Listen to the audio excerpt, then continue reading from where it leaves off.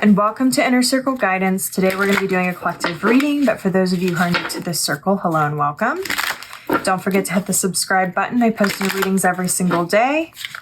And if you're looking for personal services or personal readings, I offer them through my website, innercircleguidance.com. Let's find out what the circle needs to know today.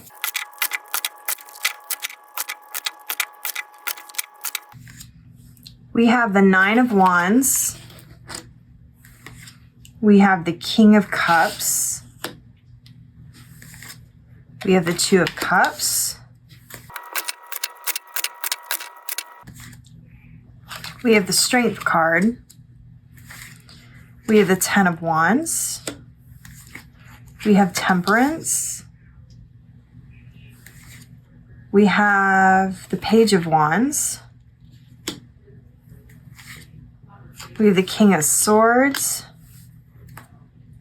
Wow, we have the Ten of Pentacles on the bottom of the deck. So once you know what I asked, you're really going to be excited about this reading because the overall arching energy is the Ten of Pentacles, which is, as I always say, the most abundant card in the deck. So this is interesting because last reading that I did, there was this heavy energy of endings and new beginnings, of destiny, of fate coming in, of soul contracts being completed. So the question that I wanted to know, and this is sort of building off of that reading a little bit. So if you haven't seen that reading, it's up in the suggestion box, but I wanted to know what this soul contract was that was completed and what this next one is that you're stepping into. The three cards down here at the bottom were the answer to the first question. So the last soul contract that you completed had a lot to do with teaching you and you teaching yourself how to uphold your own boundaries in a way that allows you to stand in your personal power. Not only for yourself, because that was a major part of it, but also when you learned how to do it for yourself, you taught other people around you how to do this through example. So I'm seeing that there was a big focus on emotional happiness with the King of Cups, on emotional balance, on emotional awareness and understanding, and of connecting to your emotion and your feminine side. What I mean when I say that is connecting to your intuition, into your spiritual side, into creativity, the power of creation, inspiration, nurturing,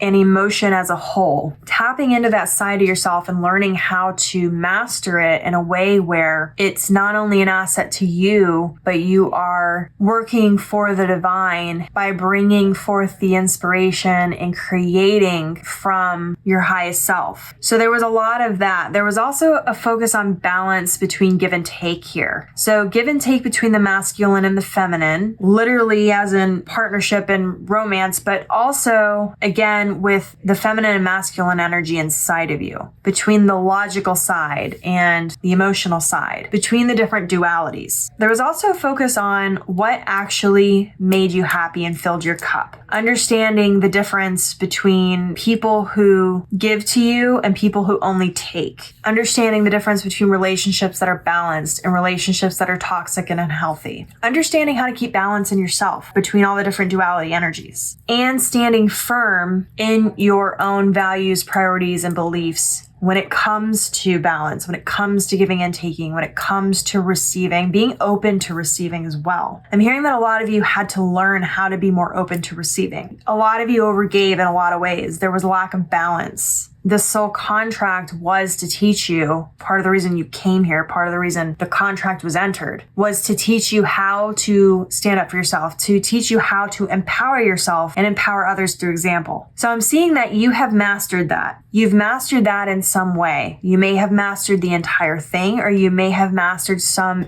very big piece of that contract. So my next question was then, okay, so then if that's where we were, where are we going, right? So what is this next contract that you're stepping into, or the next piece of it? It's really awesome because the overall arching energy is the Ten of Pentacles. So being more open to receiving has put you in a place where you have more abundance in the various different areas of your life. It's putting you in a place where you're able to finally reap the rewards of all the hard work you've put in. Because I'm hearing that for a lot of you, in your past, you weren't exactly happy. I'm not saying you never had any moment of happiness or joy, but there was a lot of things missing. There were a lot of pieces that weren't falling into place for you. There was a lot of frustration. There was a lot of questioning whether you were worthy, whether you deserved things, a lot of questioning in general as to whether or not the universe was supporting you, of whether or not you deserved the things that you desired. And I kind of feel like there might have been a little bit of self-punishment and shame over maybe where you're currently at in your life, maybe not being where you want to be, being frustrated with the journey of things. And that has shifted. A lot of that has ended. And I know a lot of that from this 10 of Wands that's sitting here. I also know that with the Strength card coming out, you are stepping into your power more. Even more than you have previously. You are coming from a place where you are more empowered. You are more comfortable in your own skin. You're more confident. You feel and know that you're worthy. There's a place of authenticity here and being comfortable in that authenticity, because I'm hearing in the past that there wasn't a comfortable place in your authenticity. There were certain areas where maybe you were more confident than others. But there was a very much the sense of not being comfortable in your own skin, feeling lackluster, feeling not good enough, feeling out of place or like you didn't belong. And I'm seeing that that is shifting here. You're becoming very powerful.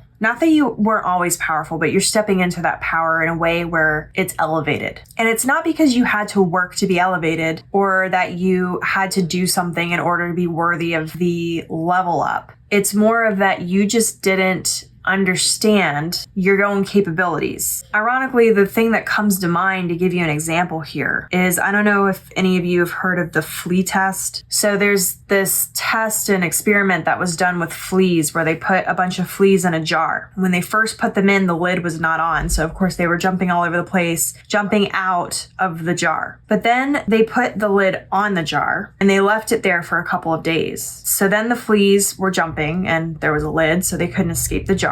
But when the lid was actually removed, the fleas continued to jump to the level of the lid. They didn't jump outside of the jar anymore. And then when they poured the fleas out and left them on the table, they continued to jump as if they were in the jar. So the point that I'm making here is that there was a lot of programming in the past that caused you to not stand in your full power, to not realize how powerful you were. And for that reason, a lot of things proved to you that you were not powerful because of the programming that you had. And I'm seeing that with this being more open to receiving and with these healthy boundaries and these focuses on balance and reciprocity and duality and how they all work together and work against each other. That shift has changed a lot of your mindsets, and it's broken patterns that needed to be broken. And so what I'm seeing now with Temperance is there's a lot of healing that's coming in. There's even more balance that's going to be coming in between the duality energies. I'm also seeing that there's a deeper connection here with you and your higher self,